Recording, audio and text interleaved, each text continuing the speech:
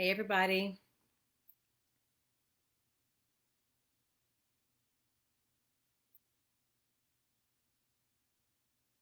It's so good to see y'all. I have to admit, I learned last week my body was giving me information every time I logged on to a social media platform and began to scroll as I would normally do. The volume of violent images, the volume of images of George Floyd's body as he was murdered by the police officer, the volume of posts recounting the details of Breonna Taylor's killing, as well as the new uh, folks who were killed during protests, the sheer volume of seeing those images, words, recordings over and over again created a consistent and chronic wave of anxiety for me. And I found that I was shaking, like very, very slightly shaking every time I would scroll social media. So this is actually my first time um, actually on any platform long enough to actually engage it. I'll check my personal messages and my direct messages just to make sure that no one is actually trying to contact me in a meaningful way.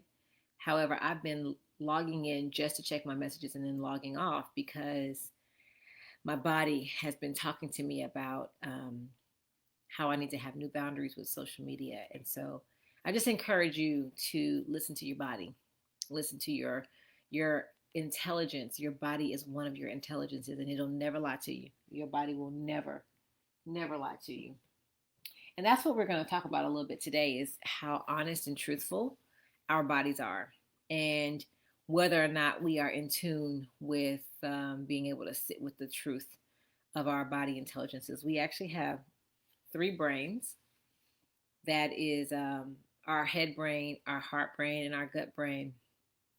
And in my role as executive director of the Heinz Center, the Heinz Center for Spirituality, I love to teach ways that we can access our higher intelligence by checking in with these three brains as a way of expanding mentally and developing peace of mind, as a way of expanding emotionally and cultivating emotional balance, or equanimity is another word, as well as true wellness in our bodies and just feeling better in our bodies. And when all of these brains start to really function optimally, we become really open to the larger questions around things like the meaning of life, around things like the presence of the divine, around things like accessing a higher source of intelligence, whatever we call it, if that's God or Allah or ancestor or spirit or highest self. Um, we begin to be more open to the presence of whatever that source is when we start to notice a positive change in our heads, our hearts, and in our bodies. And so every week I am going live to um, just teach some wellness practices that help us to engage and expand in those intelligences. And one thing I know from last week to this week, there are radical reforms taking place. Some of those reforms are taking place in people's hearts. I have received several messages of love and support and honesty, of um, repentance for some people, of confirmation for some people. I have received just a lot of love from people that I know that don't necessarily share my lived experience as an African American person, but are very now more aware than they were before. And I really appreciate that. And I also know that wherever we are standing in terms of our perspective right now, wherever our lens is, wherever our focus is, no matter where we stand on all of the issues that we're all experiencing and contemplating, the one thing that we have in common is that we're all feeling something. We're all feeling something. No one is immune to or numb to the ways that the current reality is affecting our day-to-day lives, our conversations, and our experiences. I've also seen some folks in some relationships that they've had for a long time because of attitudes and opinions that basically have gone unaddressed. I've seen some folks decide to make some radical career changes based on how they have been awakened and how they have been inspired into action after sitting with some of the ugly truths that we are now all facing and discussing. And so, regardless of what your next step is, there's something that you're feeling now that's going to propel you into that next step. And that's what I want to talk about. I want to talk about how to access and understand what's happening inside of us so that we can be a mindful and powerful agent of the change that we want to seek outside. You know, the Heinz Center is named after Bishop John E. Heinz, who in the 50s, 60s, and 70s was the bishop of the Episcopalian Diocese in Texas. And Bishop Heinz was instrumental in desegregating his own church. He was instrumental in advancing both equality for Black people and equality for women. And this was in the 50s. And so his agenda was rejected, to say the least, by a lot of people. And he advanced not just what it meant to model equality and steps towards equality in his own church, but he also began to start to affect that change, starting from where the cathedral sits downtown and moving through downtown. And if you're in Houston, you should know that segregation in Houston was not made illegal until 1971. So that means from the 50s until 1971, the namesake of the Heinz Center's platform was racial equality, social justice, and equality for women. And so the Heinz Center really lives out and embodies the legacy of Bishop Heinz in making sure that everybody, no matter where they are on their spiritual journey and no matter what cultural background or generational stage they're in, everybody has a safe place to land at the Heinz Center. And so you'll see this, you know, in the Heinz Center's workshops and programming. You'll see all kinds of melanin. You'll see all kinds of cultures. You'll see every faith tradition represented that we can get access to. I mean, there are some faith traditions that we just don't simply have relationships with partners and leaders in those traditions, but we are continuing to expand that. And the goal is for us to land on where all of these traditions and all of these cultures agree and where all of these people share common ground, which is we all got a head, we all got a heart, we all got a gut, and we all have a soul that animates the body that we're in. So we are spiritual beings having a human experience, and that's what we all have in common. And that's what we're experiencing right now. Our spiritual beings in our human bodies, and some of our human bodies are talking and screaming and shaking and hurting and feeling uneasy or feeling dis-ease. And I think it's really important that we honor the language that our bodies use in terms of how our intelligences are starting to speak to us. All right. So I did a little search, and some of the most popular things that people are searching right now are things like Confederate statues being brought down, radical reforms.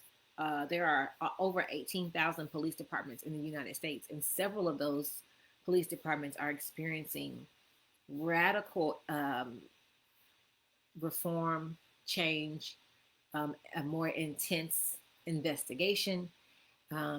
Some organizations are rallying to defund or decrease funding for the police, and others are calling for the police departments to be disbanded altogether. And everybody feels some kind of way about that. You know, there's continued observation and continued conversation about the plight and the experience of African Americans in our country. And there are also growing tensions related to the upcoming presidential election. You know, there's also growing tensions around how different people groups are being persecuted, like trans groups, transgender groups, as well as just all kinds of interests and focus. But we're all feeling something. And so, one of the things that really is sticking out is what Dr. Beatrice Craven of Modern Therapy was with us last week. And what she talked about was that she's seeing in our culture something that's called cognitive dissonance. And cognitive dissonance is a psychological term that refers to the mental anguish and unrest that happens when our actions are not aligned with our beliefs, right? And that's what we're going to talk about today is understanding the language of our body's intelligence to help us gain information about how we can be more aligned. And in spiritual terms, alignment means that your daily behavior lines up with your deepest desires, right? And so the psychological mental anguish that accompanies cognitive dissonance manifests because our bodies are literally not where we want them to be. Okay. So when we talk about alignment, we talk about noticing what our emotions are telling us, noticing what information comes with the sensations that our body is producing as commentary, and then bringing that together with a psychological thinking brain to say, okay, what is my body telling me about myself? And then how can I organize all of that to be in alignment with my deepest longings and be the contribution that I know that I can be towards the change that I know I want to see.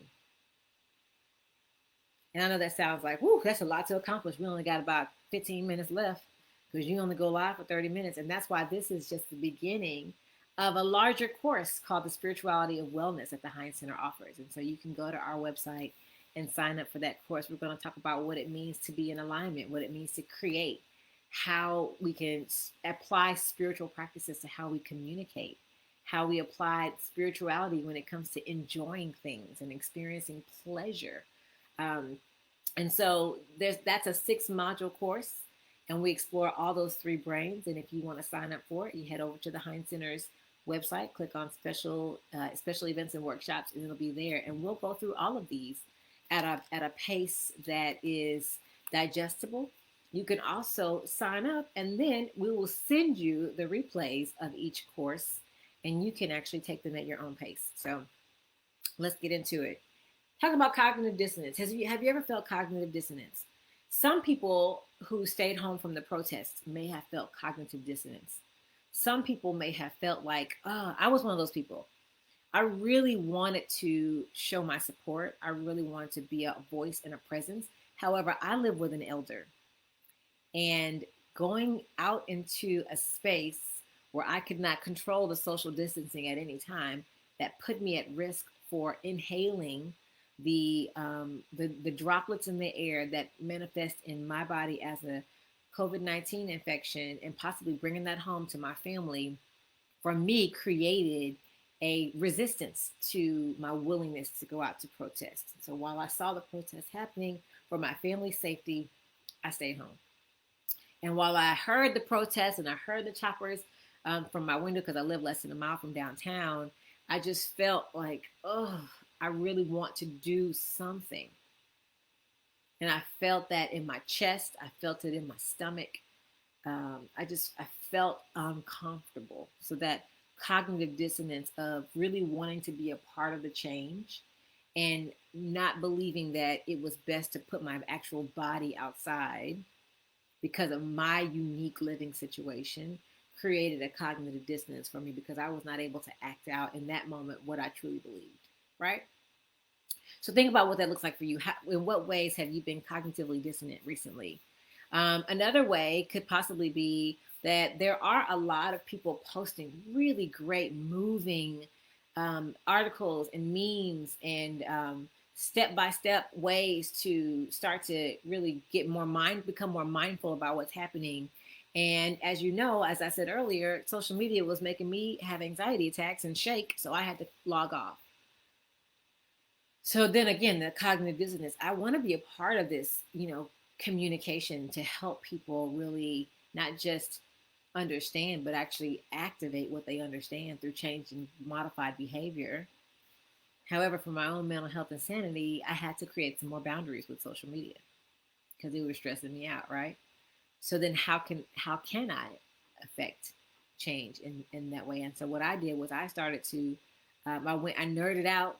I went into deep research mode, and I started to really educate myself, and started to revive my blog. I'm going to, just share some of the truths that I'm learning and the ways that I think we can grow on my personal blog.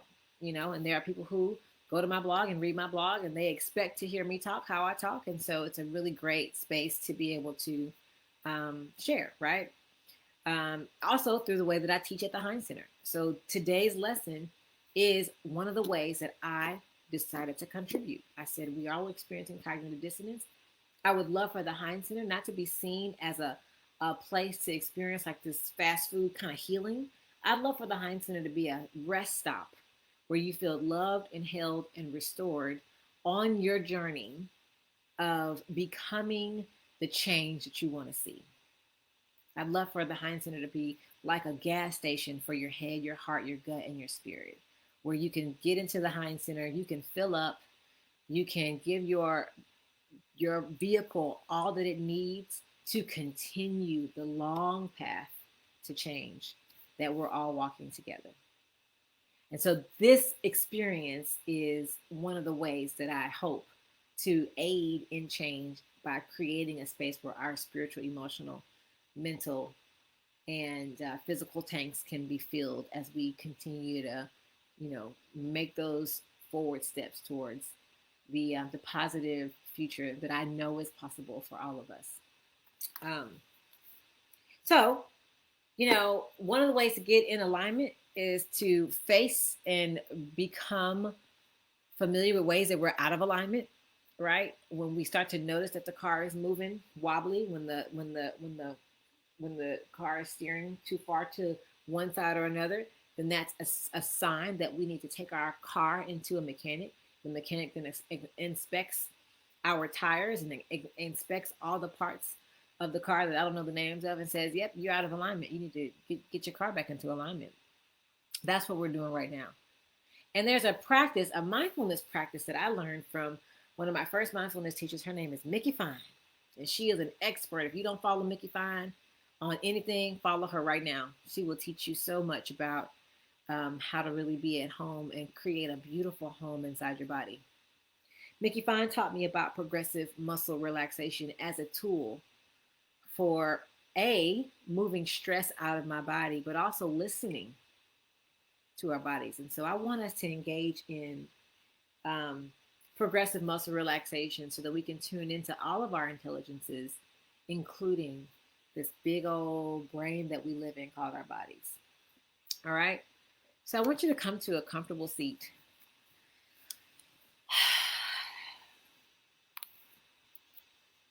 And I'm going to teach you how to notice and move stress and anxiety out of your body. And we're going to do so by taking sections of our body, and we're going to tense up those muscles and then release those muscles.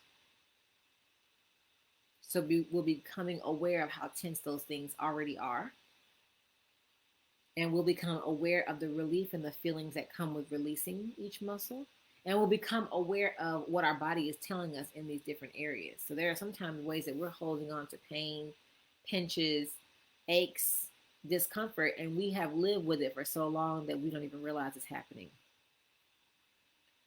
So the first thing I want you to do is sit in a comfortable position and close your eyes. Let's take a deep breath in.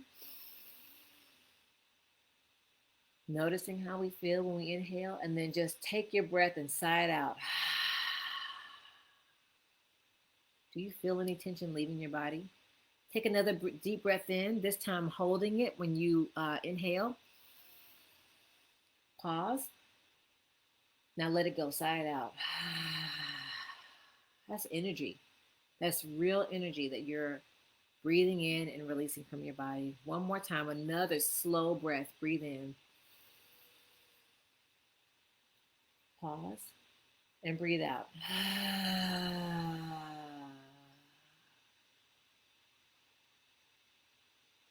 Now I want you to take your mind's eye and move your attention to your feet. Begin to tense up your feet by curling your toes, flexing the arch of your feet. Just tense them up and just notice what that tension feels like. And now I want you to release the tension of your foot. Just let that foot go as slack and flat as you can. Release it. And just notice anything. Notice any sensation or any commentary of the foot.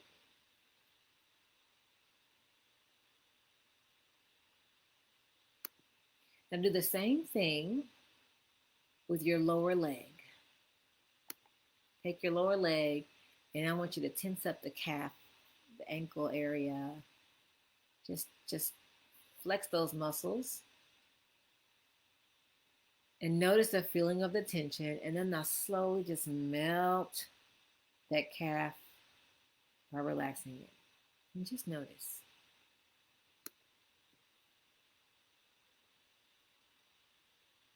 Now let's do the same thing with our upper legs, our thigh, and our pelvic area.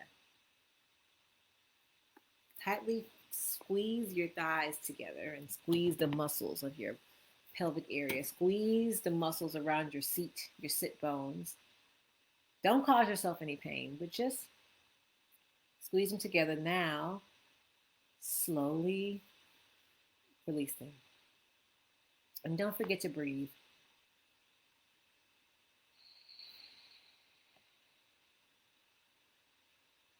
Now, tense up the muscles around your belly, the trunk of your back, and even your chest. Tense everything up there. Now, allow your body to just go limp in your chair. Go ahead and melt all the way down. I'm at a weird angle because I'm doing it with you. I don't want to kick the computer. And do the same thing with your back. Tense up your back, your shoulders. Raise your arms all the way up from your hands. Make a fist, squeeze your arms. Just tense it up. Don't hurt yourself, but just tense it up. Now, leaving with a nice long exhale. Let everything go. Let your fingers rest on your thighs. Let your hands, your shoulders, your chest feel limp and at ease. Now let's do it with our faces. Scrunch up your face, your neck. Like you're telling somebody, you're wrong, I'm right. And you being wrong is going to ruin the world. Scrunch it up. Scrunch up your scalp, your face muscles, your brow. Now release that tension. Notice the feeling of relaxation. Notice any commentary. Are you hurting anywhere? I feel a little stiffness in my shoulders, actually. And I didn't notice before I got started. Are you noticing any tension?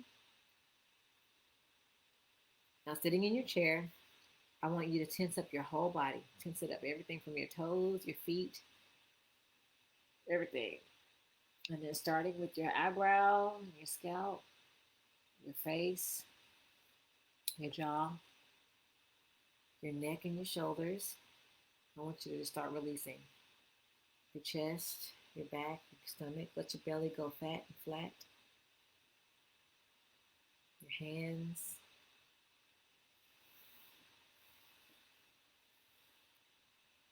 Your sit bones, your thighs, your knees, calves, ankles.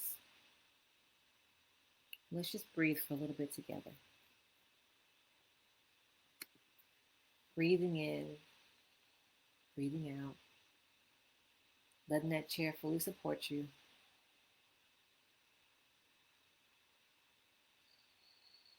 Noticing if you feel any differently than when you first started. Noticing if you were very stressed and if you're a little less stressed right now.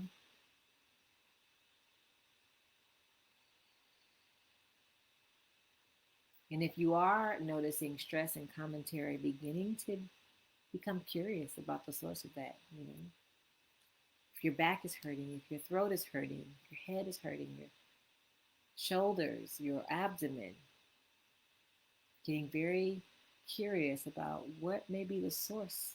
Some people hold their stress in different areas. If you're holding your stress somewhere, let's address where that stress is coming from. Notice sometimes when we're holding stress in our backs, it means that we are bearing weight of responsibility that's not ours.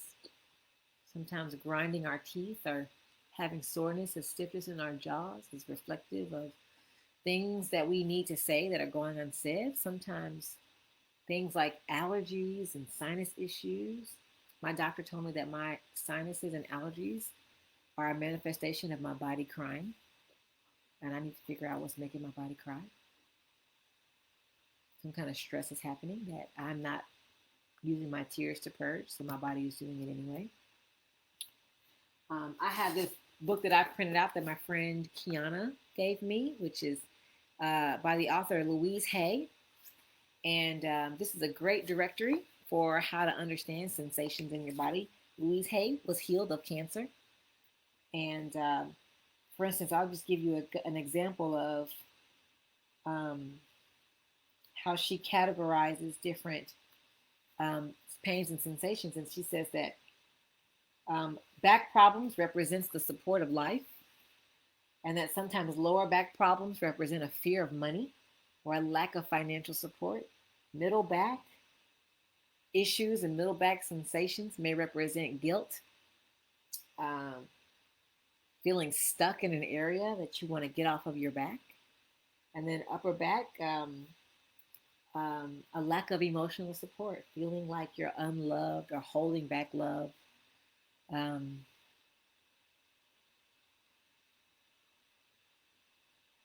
so there are so many different ways that you can begin to think differently that affect all of our sensations. And so we'll be talking more about this in the course, the spirituality of alignment. That's a part of the Heinz Center 6 module series. So I highly recommend you go and sign up for that. And you'll get information about when we're going to get started and all of those things. So I'm going to leave you with just the encouragement to try that progressive muscle relaxation. You can go from your head to your toes or from your feet all the way up to your head. It's important for us right now to get in touch with what we're feeling and why. We can really affect some serious change for good if we become clear on our desires, our longings, and our intentions, and begin to, with power, with love, and with a clear mind, move about the tasks of the change that we want to see. So I encourage you to go to theheinzcenter.org or go to the link in our bio on all of these social media platforms. I'm on Facebook and I'm on Instagram. Hey, y'all. And this, we'll be releasing this video. We'll be replaying it. So that if you want to share it with folks, you're welcome to do that. Again, the Heinz Center just wants to be your place for peace of mind, emotional balance, physical wellness, and spiritual expansion. So I welcome you to and invite you to join us on that journey. So thank you guys so much, and I'll see y'all real soon.